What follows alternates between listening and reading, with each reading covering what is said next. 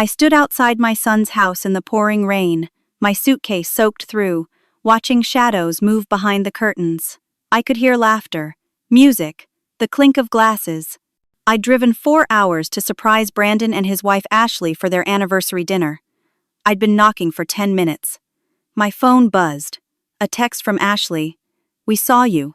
We're busy. You should have called first." Through the window, I watched my son raise his wine glass, his back to me.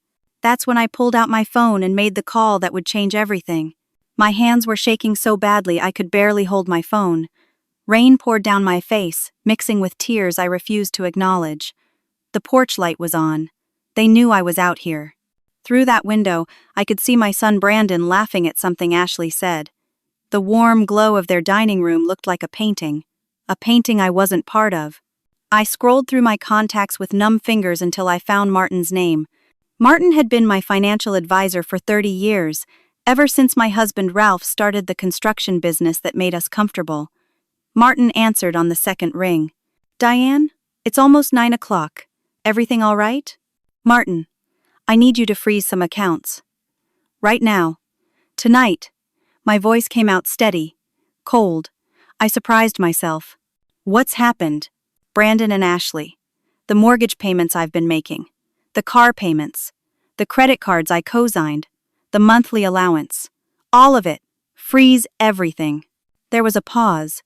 Martin knew better than to ask questions when I used that tone. "Are you sure about this?" "I've never been more sure of anything in my life. Give me 20 minutes. I'll call you back." I stood there in the rain, my jacket heavy with water, my shoes completely ruined. 20 minutes felt like 20 hours. I watched them through that window. Ashley got up to refill wine glasses. Brandon was cutting into what looked like prime rib, my favorite. They'd made my favorite meal and locked me outside in a storm. My phone rang. "Martin, it's done. The mortgage payment that was scheduled for tomorrow morning won't go through. The credit cards are frozen. The car payments are stopped. The automatic transfer of $3,000 to their joint account has been canceled. Thank you, Martin." "Diane, are you okay? Where are you?" "Standing in the rain, apparently. But I'm going somewhere dry now." I hung up and took one last look at that window. Then I turned around, walked to my car, and drove away. My tires splashed through puddles on their driveway. I didn't look back. The Riverside Inn was 40 minutes away, a nice place Ralph and I used to stay at when we wanted a weekend escape. The night clerk looked concerned when I walked in, dripping water all over the lobby floor. "Ma'am, are you all right? Do you need me to call someone?" "Just a room, please. A quiet one." I checked in, rode the elevator to the 3rd floor, and finally let myself fall apart. In the shower, under hot water that couldn't quite warm the cold inside me, I cried. Really cried. For the son I thought I raised. For the daughter-in-law who smiled to my face while planning to shut me out. For the grandmother I'd never get to be. After the shower, I put on the hotel robe and opened my laptop. I needed to see the damage in black and white. I pulled up the bank statements I shared with Martin. 3 years of payments to Brandon and Ashley. The mortgage, $1,800 every month. That was $64,800 right there. The car payments for 2 vehicles, both in my name because their credit was terrible, $47,000 total. The credit cards I'd co-signed, which they'd maxed out, $50,000 in debt. The monthly allowance of $3,000, $108,000 over 3 years. I added it up 3 times because I couldn't believe the number. $283,400. That didn't even include the down payment I'd given them for the house, $60,000 cash, nearly $350,000 total. I'd given my son and his wife almost $350,000 in 3 years, and tonight they'd left me standing in the rain. My phone started buzzing at 10 o'clock. First, text messages. "Mom, what did you do?" From Brandon. "The mortgage payment didn't go through." From Ashley. Then the calls started. I watched my phone light up 17 times before I finally turned it on silent and took a sleeping pill. The next morning, I woke up to 47 missed calls and 32 text messages. They'd gone from confused to angry to panicked to desperate in the space of 8 hours. The last message from Ashley, sent at 5:30 in the morning. "Please, we have bills due today. People are calling. Our cards aren't working. Please answer your phone. I ordered room service breakfast. Scrambled eggs, bacon, wheat toast, and the strongest coffee they had. Then I drove to Maggie's breakfast house, a diner I'd been going to for 15 years. I needed to be around normal people doing normal things. I needed to remember what it felt like to be treated with basic human decency. I was halfway through my pancakes when I saw Brandon's truck pull into the parking lot. I should have known they'd find me here. This was my favorite spot, and they knew it. I kept eating, watching through the window as they got out. Brandon looked like he hadn't slept. Ashley's eyes were red and swollen. They rushed through the door and made a beeline for my booth. I didn't invite them to sit, but they sat anyway, squeezing in across from me. The other diners were starting to notice. "Mom," Brandon started, but Ashley cut him off. She slid out of the booth and dropped to her knees right there on the diner floor. The whole restaurant went quiet. "Diane, I'm so sorry." Her voice was loud, theatrical. Tears streamed down her face. "I was drinking last night. I didn't realize what I was doing. I didn't mean to hurt you. Please, please forgive me." She grabbed my hands across the table. Her grip was tight, desperate. I looked at Brandon. He nodded, his face a mask of remorse. "Mom, we made a terrible mistake. A huge mistake. We should never have done that to you. You left me in the rain for hours," I said quietly. "I know." Ashley was sobbing now. Several people had their phones out, recording. "I know, and I'll regret it for the rest of my life. But please, please don't do this to us. We need you." That's when she reached into her purse and pulled out a small photo. An ultrasound. She laid it on the table in front of me, with shaking hands. "I'm 12 weeks pregnant. You're going to be a grandmother. Please don't punish your grandchild for our mistake." I stared at that grainy black and white image. A baby, my grandchild. The restaurant was completely silent now, everyone watching this drama unfold. An elderly woman from the next booth over got up and came to our table. She put her hand on my shoulder. "Family is everything, dear. Life's too short to hold grudges. Forgive them." The diner owner, Frank, an older man with kind eyes who'd been serving me coffee for years, walked over. "She's right, Diane. These kids made a mistake, but look at them. They're sorry. And there's a baby coming. That changes everything." I felt the pressure of all those eyes, all those opinions. I looked at Ashley's tear-stained face, at Brandon's pleading expression, at that ultrasound photo. "I need time to think," I said. "We understand," Brandon said quickly. "But Mom, the bills, the mortgage, can we at least talk about it? Maybe come to your house tonight? We can work something out." Against every instinct screaming at me to say no, I heard myself agree. My house, 6 o'clock. Ashley hugged me so tightly I could barely breathe. "Thank you, Mom. Thank you so much. You won't regret this." They left, and slowly the diner returned to its normal noise level. Frank brought me a fresh cup of coffee, on the house. The elderly woman patted my shoulder again, before returning to her booth. I sat there, staring at my cold pancakes, wondering what I'd just agreed to. The ultrasound photo was still on the table. I picked it up, studied it. A baby, a grandchild. Maybe Ashley was right. Maybe family was worth a second chance. But something in the way she'd grabbed my hands, something in the calculated timing of pulling out that ultrasound at just the right moment, made my stomach turn. I'd spent 30 years married to a businessman. I knew when I was being sold something. I finished my coffee, left a generous tip for Frank, and drove back to my hotel. I had 9 hours until they showed up at my house. 9 hours to decide if I was making the right choice, or the biggest mistake of my life. I arrived at my house at 5:30 that evening, giving myself time to prepare. The house felt different somehow, like it knew something had shifted. This was the house Ralph and I had built 32 years ago. 4 bedrooms, a big backyard, a kitchen where we'd raised Brandon and celebrated every holiday. Now it felt like a stage set for a performance I hadn't rehearsed. Brandon and Ashley arrived exactly at 6. Through the window, I watched them sit in their car for a moment, clearly talking strategy. Then they got out, and Ashley smoothed down her dress. A modest dress, pale blue, nothing like the tight designer clothes she usually wore. Her hair was pulled back neatly, minimal makeup. She dressed the part of the apologetic daughter-in-law perfectly. I opened the door before they could knock. "Come in." The smell of pot roast filled the house. Ashley had texted me that afternoon asking if she could bring dinner, and I'd said yes. Now that pot roast, my absolute favorite meal, sat in a covered dish on my kitchen counter. Brandon carried a cherry pie. "From the bakery on Main Street," he said. "The one you love." We sat down to eat at the dining room table. The same table where Brandon had eaten thousands of meals growing up. The same table where Ralph had taught him to play chess. The same chairs where we'd celebrated his high school graduation, his wedding to Ashley 5 years ago. Ashley served the pot roast like she was serving royalty. "I hope it's okay, Mom. I followed your recipe exactly." It was delicious. I hated that it was delicious.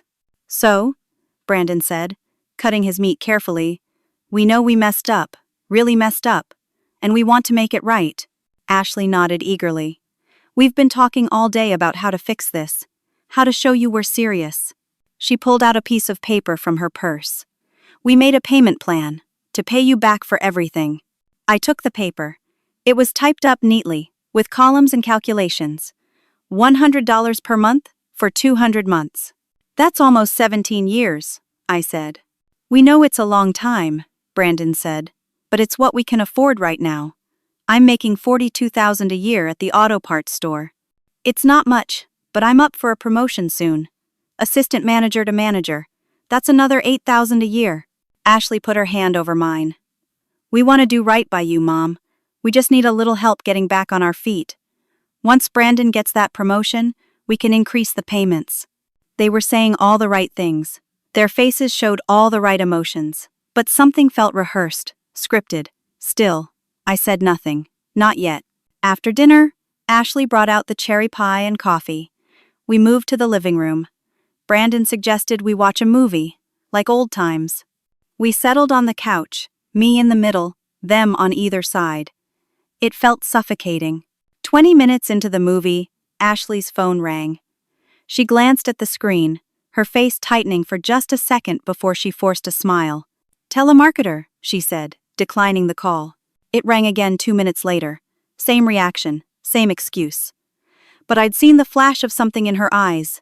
Anger? Fear? She excused herself to the bedroom, and I heard muffled voices through the walls, raised voices. She came back 5 minutes later, her face flushed, her smile too bright. "Sorry about that, they're so persistent." We finished the movie. Brandon dozed off on the couch, his beer bottles accumulating on the coffee table. He'd always been a lightweight drinker, just like his father. Ashley went to the kitchen to make more coffee. My phone buzzed. A text from an unknown number. "Check your son's phone. Gallery. Folder marked. Work." My heart started pounding. I stared at the message. Another text came through. "I'm Brandon's coworker. He doesn't know I'm doing this. You deserve to know the truth." I looked toward the kitchen. Ashley was humming, running water. I looked at Brandon, asleep on the couch, his mouth slightly open. His phone was on the coffee table, screen dark, but unlocked. I'd seen him unlock it earlier. His birthday, 0618. I shouldn't. I knew I shouldn't. But my hand was already reaching for the phone. I typed in the code. It unlocked. My hands were shaking so badly I almost dropped it. I opened the gallery, scrolled through folders. Vacation, screenshots, random, and there, work. I tapped it. The first image was a spreadsheet. The title made my blood run cold. Mom's Money Management Plan. I scrolled. Each row was a transaction. But next to each transaction was a note. March 15, told Mom car broke down, needed transmission repair, $3,200. May 22, told Mom Ashley needed emergency dental work. Crown fell out, $5,600. July 8, fake hospital bill from Memorial Hospital, said Ashley had appendicitis scare, $8,900. September 3, said house needed new roof after storm damage, $12,000. I kept scrolling. 3 years of lies, 3 years of manufactured emergencies. Every dollar carefully documented, categorized, planned. I heard Ashley's footsteps. I quickly took screenshots of everything, texted them to myself, and put Brandon's phone back exactly where I'd found it. My heart was hammering so hard I thought she'd hear it. More coffee, Mom? No, thank you, my voice sounded far away. Actually, I'm not feeling well. I think I need to go lie down. Oh no. Ashley put the coffee down and came to me, all concern. What's wrong? Can I get you anything? I just need to rest. You two should go home. Brandon woke up, groggy. Mom? You okay? Fine, just tired. It's been a long couple of days. They protested, wanted to stay, wanted to help, but I insisted. I walked them to the door, accepted their hugs, their promises to check on me tomorrow. Through the window, I watched them get in their car. The curtain moved. Ashley was looking back at the house. At me. Our eyes met through the glass. For just a second, her mask slipped. I saw something cold there, calculating. Then she smiled and waved. I waited until their taillights disappeared. Then I went back to my phone and looked at the screenshots again. But there was more. I'd only looked at the spreadsheet. I opened the other images. Text messages. Between Brandon and Ashley. From 2 weeks ago. Brandon, how much longer do we milk her for? Ashley, until we hit 400,000? Then we're done. Maybe buy the lake house and cut her off. Brandon, what if she gets suspicious? Ashley, she won't. She's too desperate to be part of our lives. It's pathetic, really. Brandon, should we let her see the baby when it comes? Ashley, hell no. Once we get what we need, we're moving to Florida. She'll never find us. I read those messages 5 times, 6 times, 7. Each time, they said the same thing. My son thought I was pathetic. My daughter-in-law was counting down to the day she could take my money and disappear. I called Martin. He answered immediately. Don't restore anything, I said. In fact, I need to see you first thing tomorrow morning, 9 o'clock, your office. Diane, what's going on? I'll show you tomorrow. And Martin? I'm going to need the name of the best lawyer you know. I hung up and sat in my living room for a long time. The house was quiet, too quiet. This house had once been filled with love and laughter. Ralph's booming voice, Brandon's childhood giggles. Now it felt like a mausoleum. I went to the bedroom Ralph and I had shared for 30 years. His side of the bed was still empty. It had been empty for 4 years now, since the heart attack took him in his sleep. Some nights I still reached for him. I don't know what to do, Ralph, I whispered to the empty room. Tell me what to do. But Ralph was gone, and I was alone, and I had to figure this out myself. I was in Martin's office at 8:45 the next morning. I hadn't slept. I'd spent the whole night going through my records, my memories, trying to figure out when my son had turned into someone I didn't recognize. Martin arrived at 9 sharp, carrying 2 cups of coffee. You look like you need this. I showed him the screenshots. All of them. The spreadsheet, the text messages, the fake emergencies, all carefully planned and executed. Martin's face went from confused to shocked to furious as he scrolled through the images. Diane, this is financial elder abuse. You could press criminal charges. I know, but I need to do something first, something more effective than just calling the police. What are you thinking? I want to set a trap. We spent the next 2 hours planning. Martin was a financial advisor, but he'd been Ralph's best friend. He knew how to think strategically. Together, we came up with something that felt right. Felt like justice. We create a fake trust fund, Martin said. $500,000. Tell them it's for the baby. They'll need to sign documents, come to my office to finalize everything. But the account will be monitored. Every attempt to access it will alert both me and your lawyer. Any fraudulent attempt to withdraw triggers an automatic report to the authorities. Can we do that legally? If we set it up right, absolutely. I know a lawyer who specializes in elder law. Patricia Monroe. She's brilliant, and she doesn't lose cases. I called Patricia from Martin's office. She agreed to see me that afternoon. But first, I had to call Brandon. I had to be convincing. I took a deep breath and dialed. Mom? How are you feeling? Better, thank you. Brandon, I've been thinking a lot about last night, about the baby, About family? Yeah? His voice was cautious, hopeful. I want to help you. I want to do this right. Can you and Ashley meet me for lunch tomorrow? Same diner as before? Of course, absolutely. Mom, thank you. This means everything. I'll see you tomorrow at noon. I hung up and looked at Martin. I don't recognize my own voice when I lie to him. You're not lying. You are helping him. You're helping him learn a very important lesson. That afternoon, I met with Patricia. She was in her mid-50s, sharp eyes, firm handshake. I liked her immediately. I showed her everything, told her everything. She listened without interrupting, taking notes. This is a strong case for fraud and financial exploitation, she said when I finished. But I like your plan better. Sometimes the best punishment is letting people face the consequences of their own greed. She drew up documents that looked official. Trust fund paperwork. Legal language. It looked legitimate because it was legitimate. The trust was real. The monitoring was real. The trap was set. The next day, I arrived at Maggie's breakfast house 15 minutes early. I wanted to be settled, calm, in control. Brandon and Ashley showed up right at noon, both smiling, both looking more relaxed than I'd seen them in days. We ordered lunch. I waited until the food arrived before I pulled out the folder Patricia had prepared. I've been thinking about what you said. About family. About the baby. I slid the folder across the table. I want to set up a trust fund.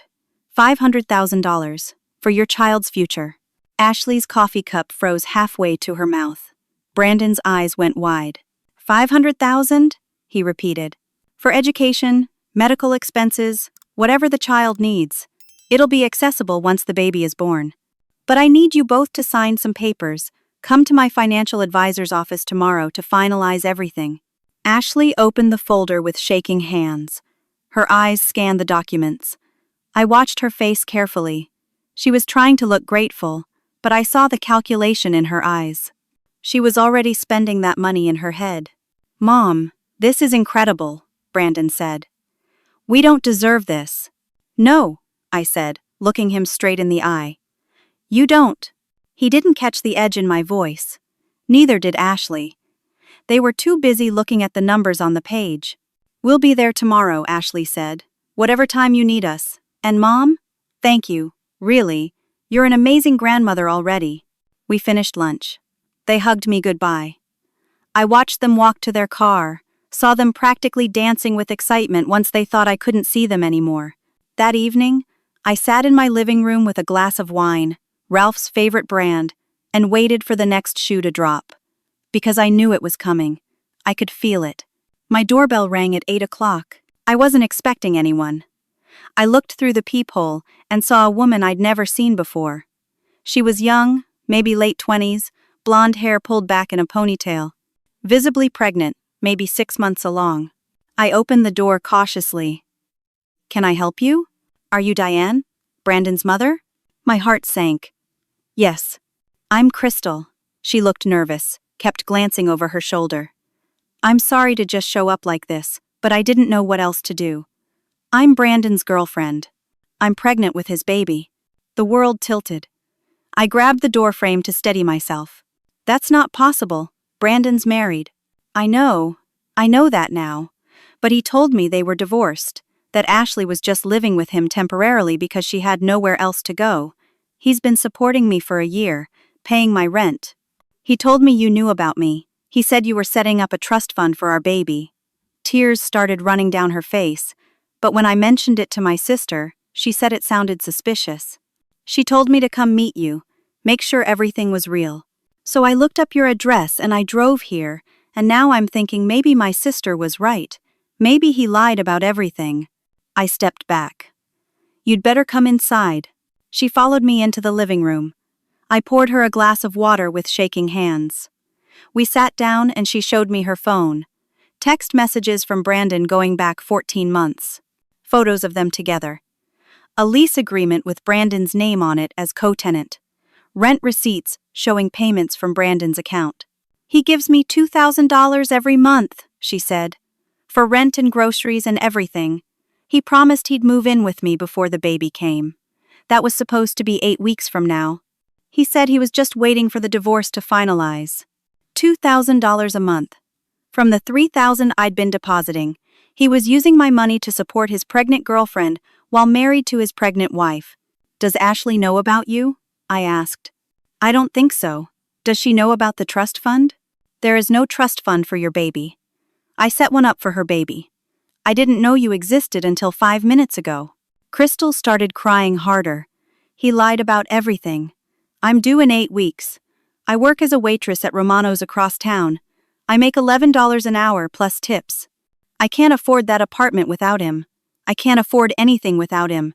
I sat there, trying to process this. Brandon had been living a double life, using my money to fund it. And neither of these women knew about the other. Crystal, I'm going to ask you something, and I need you to be honest with me. Do you love my son? She wiped her eyes. I thought I did. But the man I loved doesn't exist, does he? He was a lie. All of it was a lie. What do you want to do? I don't know. I'm scared. I don't have anywhere to go. My family disowned me when they found out I was pregnant by a married man. I have nobody. My phone rang. Brandon. I looked at Crystal, put a finger to my lips, and answered on speaker. Hey Mom, just wanted to confirm tomorrow. 10 o'clock at Martin's office, right? That's right. Ashley and I were talking, and we were wondering. You know how Ashley's car is pretty old? We were thinking, maybe you could help us with a down payment on a minivan. For the baby. We found a good one, $35,000. But we need $10,000 down. We were thinking maybe after we signed the trust papers tomorrow, we could talk about it? I looked at Crystal, who'd gone pale. He told me the same thing, she whispered.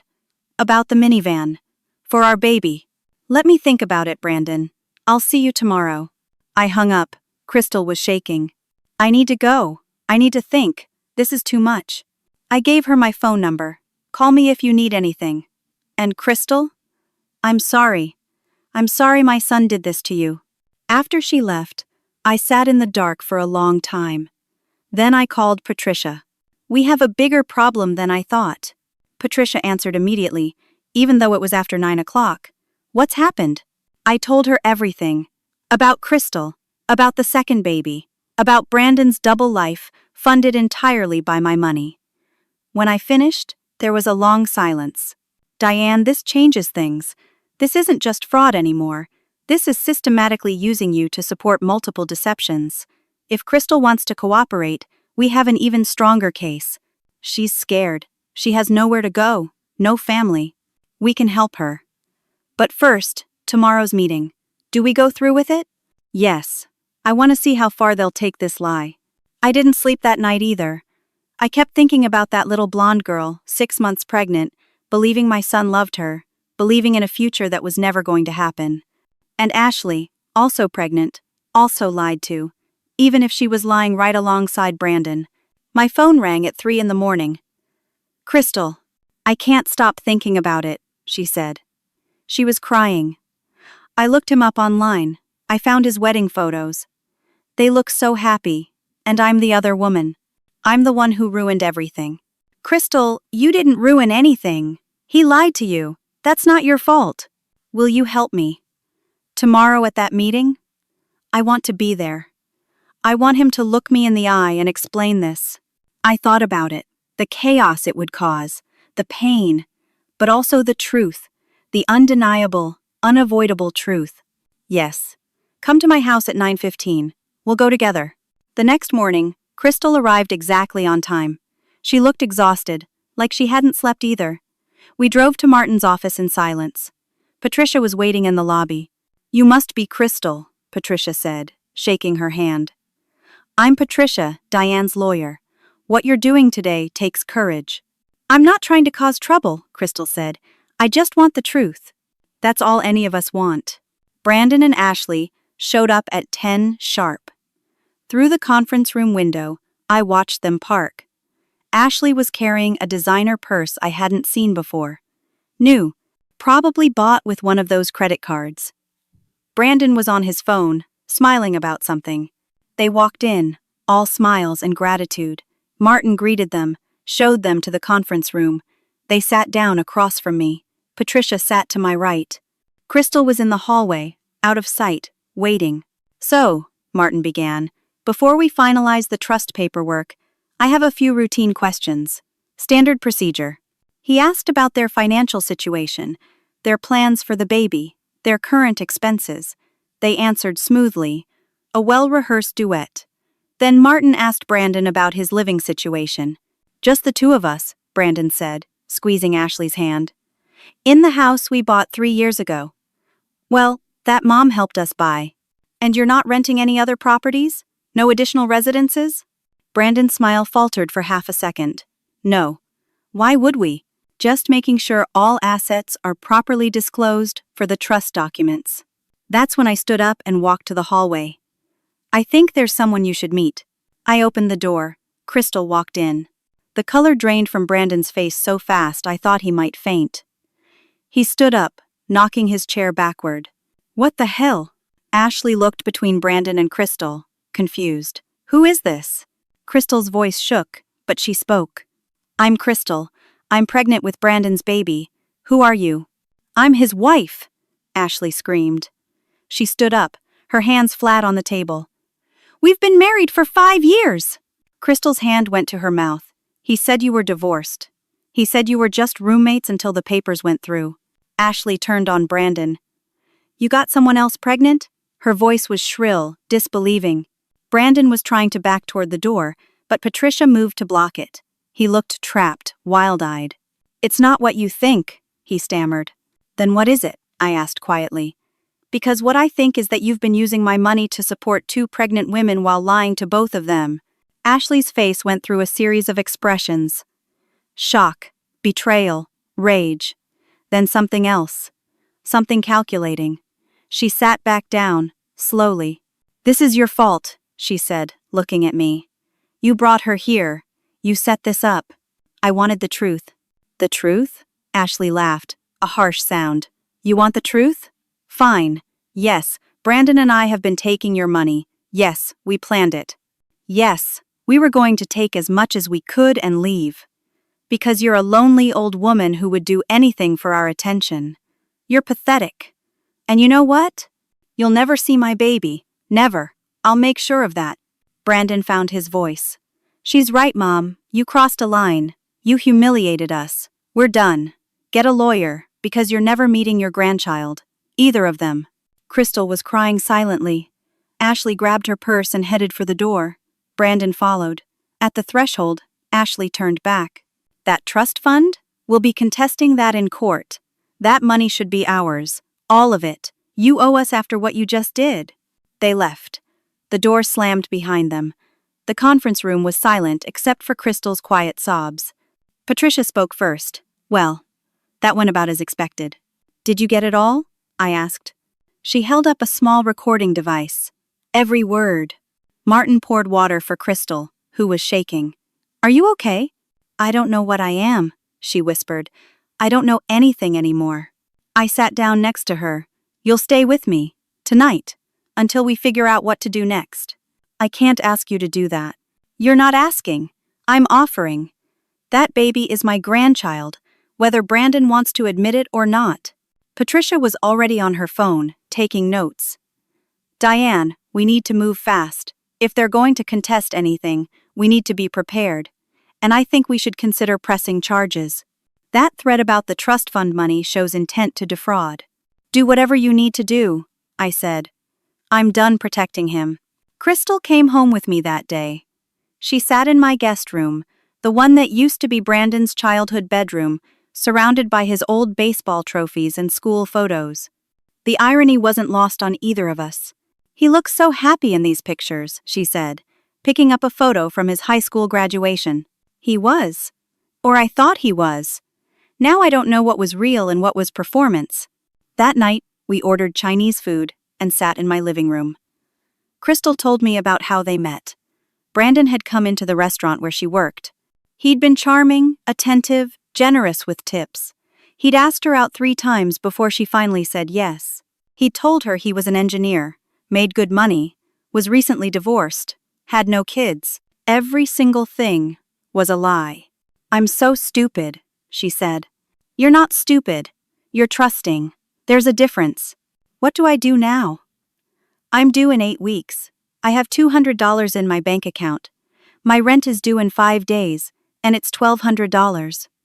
Brandon always paid it directly to my landlord. You'll stay here. As long as you need to. We'll figure the rest out. She started crying again. Why are you being so nice to me? Your son lied to both of us. Because you're having my grandchild.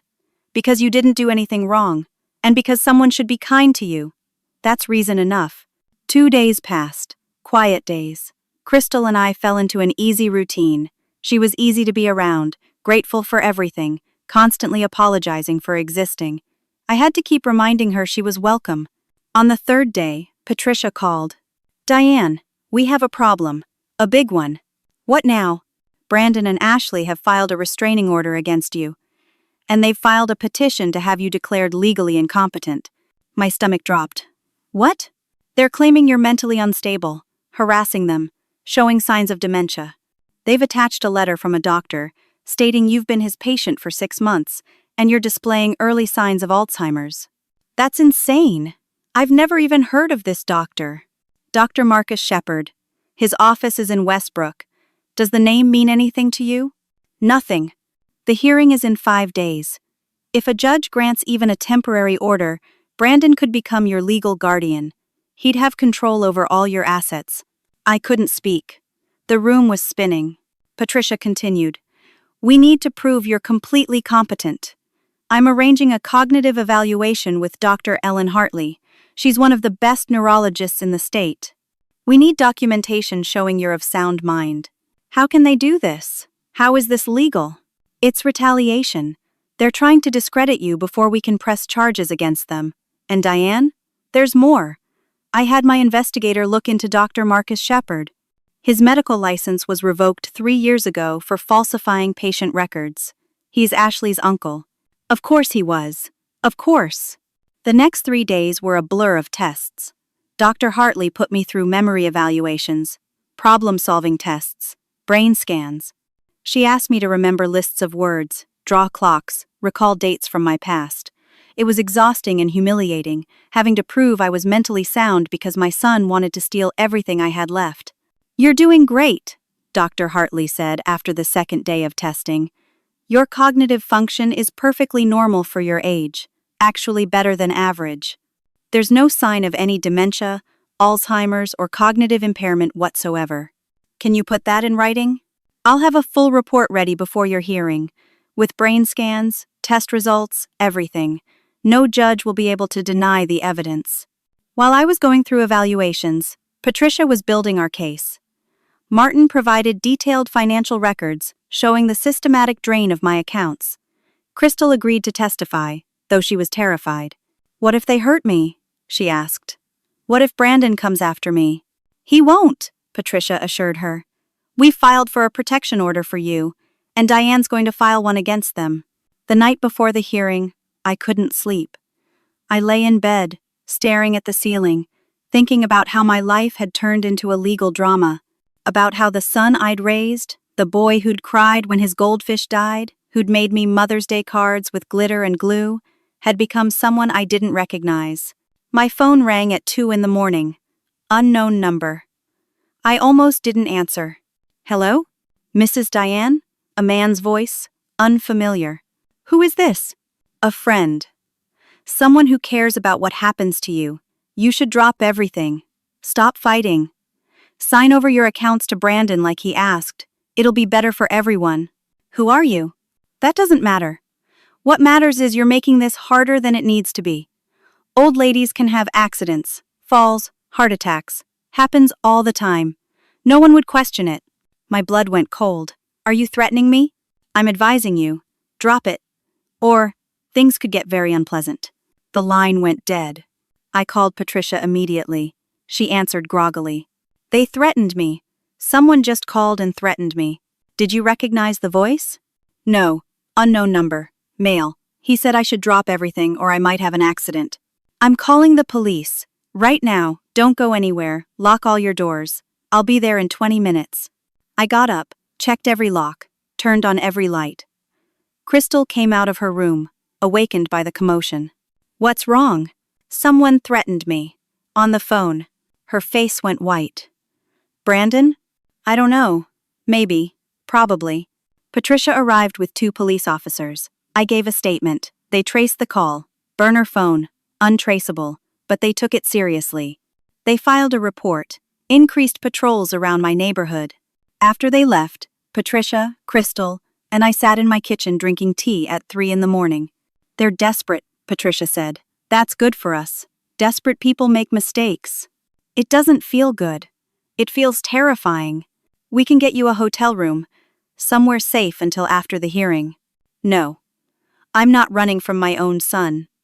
Not anymore. But I did lock myself in my bedroom that night, and I kept my phone next to me, 911 ready to dial. At 3:15 I heard it, glass breaking. Downstairs. My heart stopped. I grabbed my phone, dialed 911, whispered my address to the dispatcher. Someone's breaking into my house. I'm locked in my bedroom upstairs.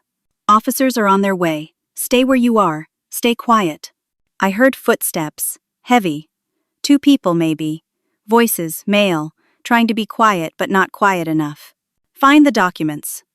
Anything about the bank accounts? The trust fund? All of it. What if she wakes up? She's old. She takes sleeping pills. She won't wake up. I was in my closet now, hiding behind hanging clothes, phone clutched to my chest. My whole body was shaking. Drawers opening, papers rustling. They were tearing my house apart. I heard something crash, glass breaking, a lamp maybe, more footsteps. They were getting closer, coming upstairs. Sirens in the distance, growing louder. Cops, go, go. Running footsteps, a door slamming. The sirens were right outside now. I heard police shouting, car doors, then a knock on my bedroom door. Mrs. Diane? Police. You're safe now. You can come out.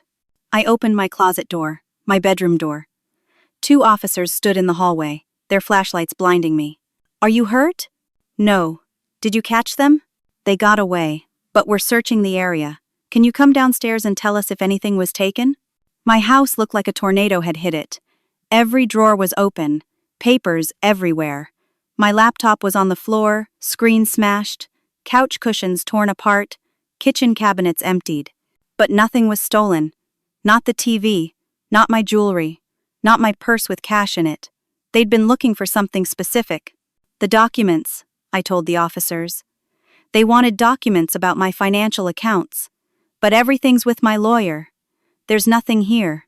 They took photos, dusted for fingerprints, found nothing. The intruders had worn gloves, professional, or at least prepared. It was 5 in the morning by the time the police left. The hearing was at 9. I sat in my destroyed living room, too wired to even think about sleep. Crystal made coffee. Patricia showed up at 6, took one look at the house, and called her investigator. Get photos of all of this. We're presenting it as evidence today. At 8:30, we left for the courthouse. I was exhausted, terrified, and angry.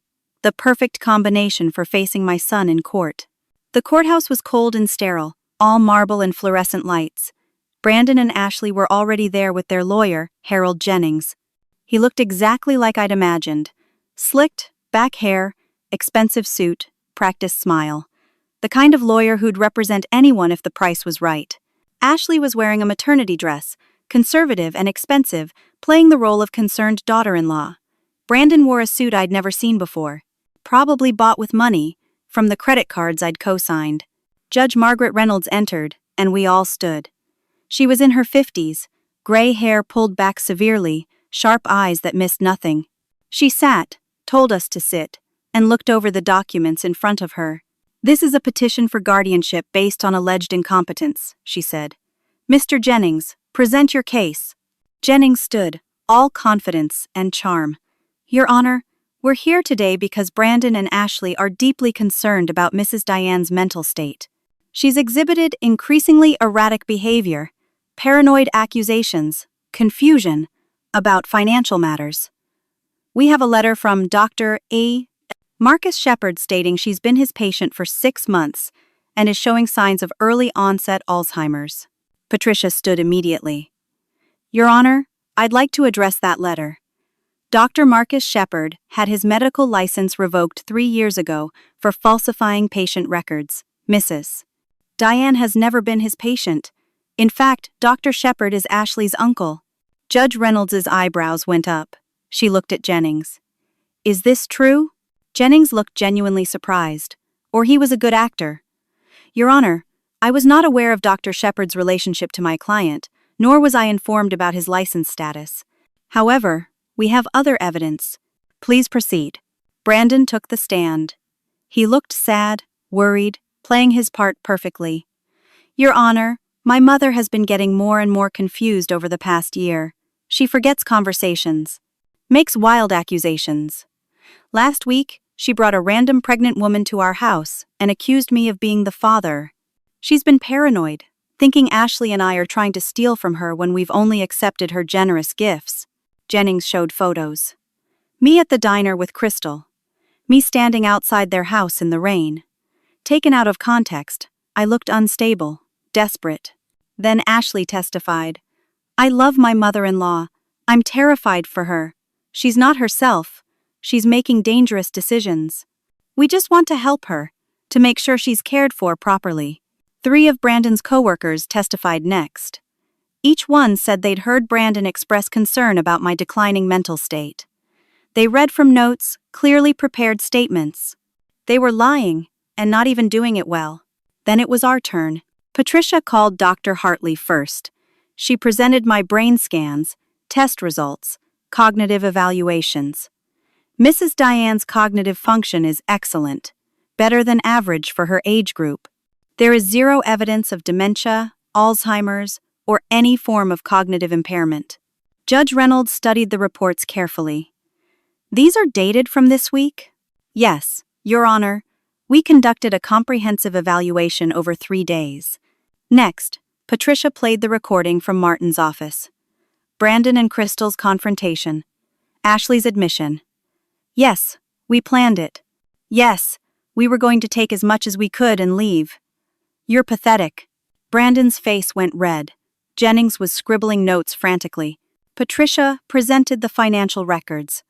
Martin testified about the $350,000 I'd given them over 3 years. The spreadsheet from Brandon's phone, Mom's money management plan with all the fake emergencies. Then Crystal took the stand. She was shaking, one hand on her pregnant belly. She testified about Brandon's lies, the apartment he rented for her, the $2,000 a month he gave her from my allowance. He told me he was divorced, she said, her voice breaking. He told me we were going to be a family. He told me his mother knew about me and supported us. It was all lies. Jennings tried to discredit her. Isn't it true you're just a scorned girlfriend trying to cause trouble? I'm a woman who believed a man who lied to me. Just like he lied to his mother. Just like he lied to his wife. Patricia presented the threatening phone call I'd received. The break-in at my house. Photos of my destroyed living room. Someone ransacked Mrs. Diane's home looking for financial documents at 3 in the morning. The timing, right before this hearing, is highly suspicious. Judge Reynolds looked troubled. Do you have evidence linking the break-in to the petitioners? Not direct evidence, Your Honor. But the pattern is clear.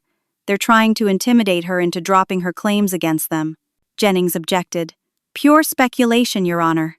Sustained. Unless you have direct evidence, Miss Monroe, I can't consider it. Patricia nodded, moved on. She called a voice analysis expert who confirmed the threatening call matched Ashley's vocal patterns. That's impossible, Ashley said loudly. I never called her. Judge Reynolds gavelled for order. You'll have your chance to respond, Mrs. Ashley. Sit down. The hearing went on for 3 hours. Back and forth, evidence and counter-evidence. Brandon and Ashley looking more and more desperate as their lies unraveled. Then, at 11:45, the courtroom doors opened. Crystal rushed in, looking panicked, one hand on her belly. She approached the bench. Your Honor, I'm sorry, but I need to speak. Judge Reynolds looked annoyed but intrigued. This is highly irregular. Please, it's important. Go ahead. Crystal was crying now. This morning, Brandon came to my apartment. He offered me $50,000 to leave town and not testify. When I said no, he grabbed my arm. She rolled up her sleeve. Dark bruises, clearly shaped like fingerprints, marked her forearm. He said if I testified, I'd regret it. I was so scared I called the police. They're looking for him right now for assault and witness intimidation. Brandon shot to his feet. That's a lie. I was home all morning. Tell them, Ashley. He was with me, Ashley said quickly. All morning. We had breakfast together. Judge Reynolds looked skeptical. Miss Monroe, do you have anything to add to this? Your Honor, I'd like to call Detective James Morrison. A man in plain clothes stood from the back of the courtroom. He came forward, badge out. Detective Morrison, did Miss Crystal file a report this morning? Yes, ma'am. At 8:15. She showed me the bruises, gave a statement. We have surveillance footage from her apartment building, showing Mr. Brandon there at 7:40 this morning. Brandon's face went white. Ashley's mouth opened and closed, no sound coming out. Judge Reynolds' expression hardened. Bailiffs place Mr. Brandon under arrest for witness intimidation and assault. 2 bailiffs moved toward Brandon. He tried to back away, but there was nowhere to go. They put him in handcuffs while Ashley screamed, "No! This is her fault!" She pointed at me. She ruined everything. We deserve that money. She's just a bitter old woman who can't stand to see us happy. Mrs. Ashley, sit down and be quiet, or you'll be held in contempt, Judge Reynolds said sharply. But Ashley couldn't stop. She rushed toward me, and Patricia stepped between us. You destroyed our lives. We had plans. We were going to be set. And you ruined it because you couldn't stand to be alone. Order! Judge Reynolds' gavel came down hard. Bailiffs, remove Mrs. Ashley from the courtroom. They escorted Ashley out, her screams echoing down the hallway. Brandon was led away in handcuffs, his head down, not looking at anyone. The courtroom was silent, except for Crystal's quiet crying. Judge Reynolds took off her glasses, rubbed her eyes. Well, this has been quite the morning. She looked at me. Mrs. Diane, I've seen enough. The petition for incompetency is denied. You are clearly of sound mind and capable of managing your own affairs. Relief flooded through me so powerfully I almost couldn't stay upright. Furthermore, the judge continued, I'm ordering a criminal investigation into Mr. Brandon and Mrs. Ashley's financial activities. The evidence of fraud and elder abuse is overwhelming. Mrs. Diane, I'm sorry for what you've endured. You're free to go. Patricia squeezed my hand. We won. But it didn't feel like winning. My son was being arrested. My grandchildren, both of them. I might never know. I'd proven I was right, but the cost was everything. The weeks after the hearing were strange and quiet. Brandon was released on bail, paid for by Ashley's parents. The criminal charges proceeded: fraud, financial elder abuse, witness intimidation, assault. Their lawyer was working on a plea deal. Ashley moved back in with her parents, a couple in their 60s who lived in a modest house across town. I'd met them at the wedding 5 years ago. Nice people. They must have been horrified by what their daughter had done. I didn't hear from Brandon or Ashley. No apologies, no explanations, just silence. But I did hear from Crystal. She'd moved into my guest room and we'd settled into an unexpected routine. She worked evening shifts at the restaurant until her doctor told her she needed to stop. After that, she helped around the house, cooked meals, kept me company. We didn't talk about Brandon much.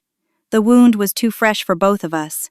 3 weeks after the hearing, at 2 in the morning, Crystal woke me up. Diane, I think it's time. The baby's coming. She was only 37 weeks. Early, but not dangerously so. I drove her to County General Hospital, held her hand through contractions, called Patricia to let her know what was happening. Crystal had no one else. The labor was fast. 4 hours from first contraction to birth. At 6:23 in the morning, a baby boy came into the world. 6 pounds, 3 ounces, perfect tiny fingers. A shock of dark hair. Brandon's nose. Ralph's chin. The nurse placed him in Crystal's arms, and she looked at me with tears streaming down her face. What should I name him? Whatever feels right to you. What was your husband's name? Brandon's father? Ralph James. Then that's what I'll call him. Ralph. After someone good, someone kind. She looked down at the baby.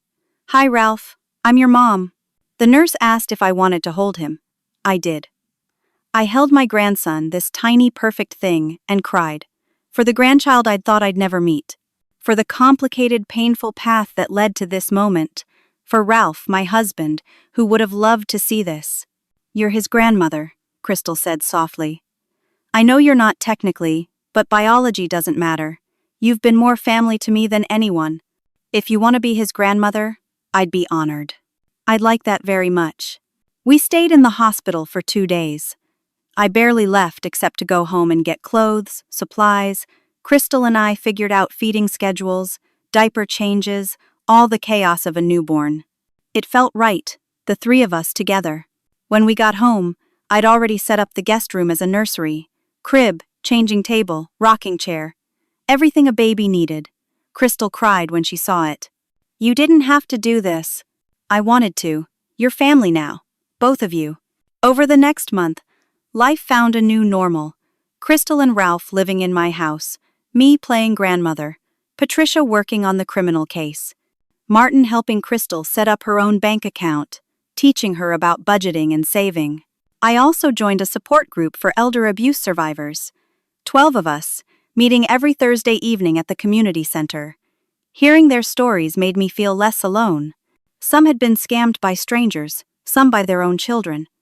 We shared strategies, resources, healing. I also set up a real trust fund for little Ralph. $50,000 for his education. Crystal cried again when I told her, "You don't have to keep doing this." "I'm not doing it for Brandon. I'm doing it for Ralph. Every child deserves a good start." 6 months after the hearing, the legal proceedings concluded.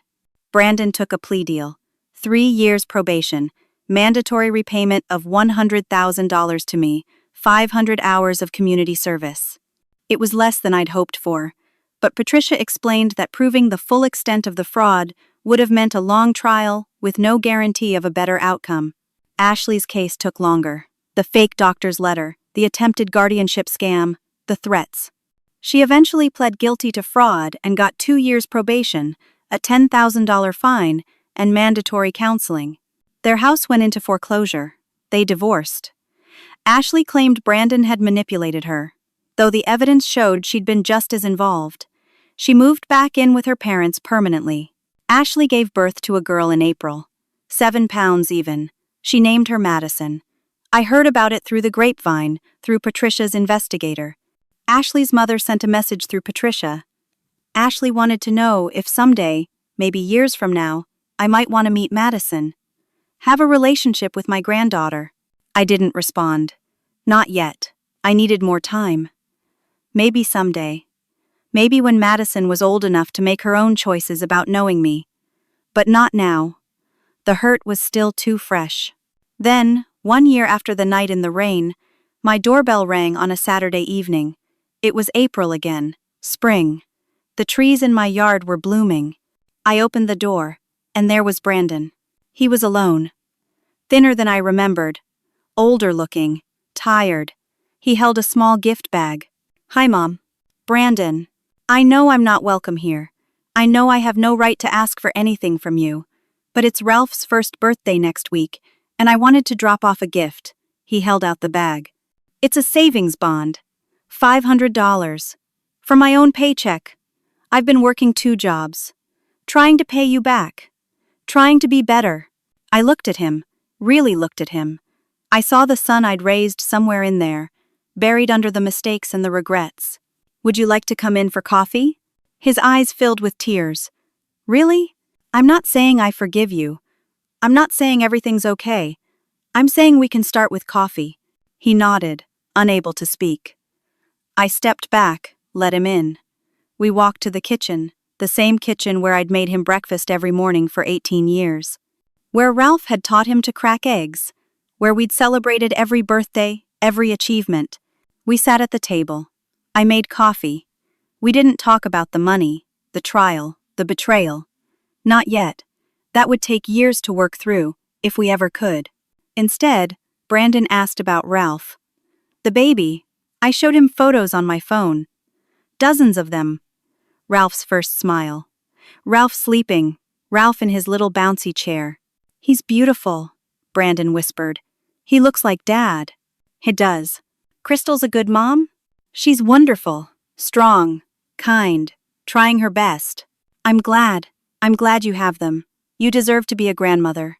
We sat in silence for a while. Then Brandon spoke again. I'm in therapy now, trying to figure out why I did what I did. Why I hurt you. The therapist says I have a lot of work to do. Years of work.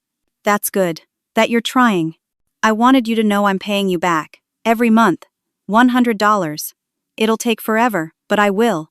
I know. And Mom? He looked up at me, and I saw the little boy who used to bring me dandelions, who cried when he scraped his knee, who hugged me so tight I could barely breathe. I'm sorry. I know that doesn't fix anything, but I'm so sorry. I didn't say it was okay, because it wasn't, but I nodded. Would you want to meet Madison someday? He asked. When you're ready? She's beautiful. She has your eyes, your smile. Maybe. Someday. When I'm ready. That's more than I deserve. We finished our coffee. When he left, I stood at the door and watched him walk to his car. He looked back once, waved. I waved back. I closed the door and leaned against it. I didn't feel healed. But I felt something. A tiny crack in the wall I'd built. Not forgiveness. Not yet. But possibility. That night, I sat in the living room with Ralph sleeping in my arms.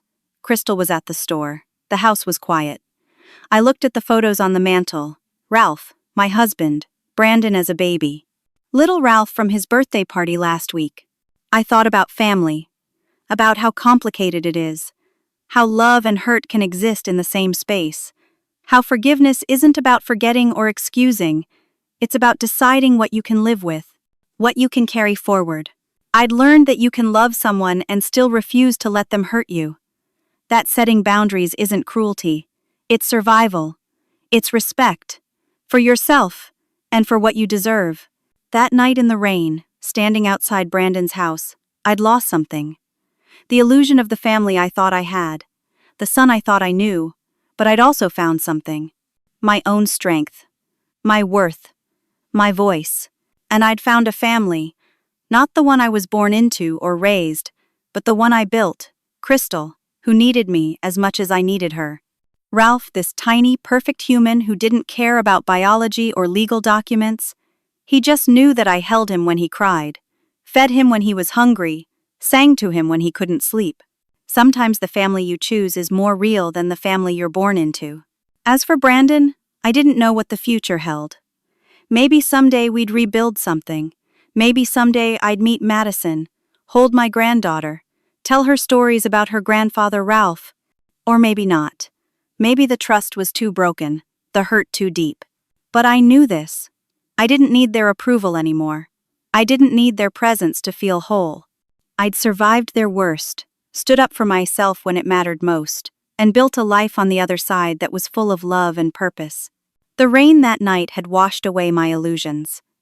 But it had also watered the seeds of something new, something stronger, something mine.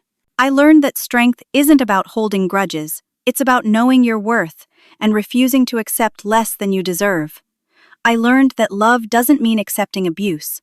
That family should lift you up, not tear you down. That sometimes saying no is the most loving thing you can do, for yourself and for them. I lost a son that night in the rain, but I found myself, and in the end, that was worth everything. Now I want to ask you something. Have you ever had to set boundaries with family members who took advantage of your kindness? How did you find the strength to stand up for yourself? Share your story in the comments below. Your experience might help someone else who's going through something similar. If this story resonated with you, please consider giving it a like and subscribing to hear more stories about resilience, family, and finding strength in difficult times. Share this with someone who might need to hear it, who might need to know they're not alone in facing these painful family situations. Thank you for listening to my story. I hope it reminds you that you deserve respect, that your worth isn't determined by how others treat you, and that it's never too late to stand up for yourself. May you find the courage to set the boundaries you need and build the family you deserve, whether that's the one you were born into or the one you choose for yourself.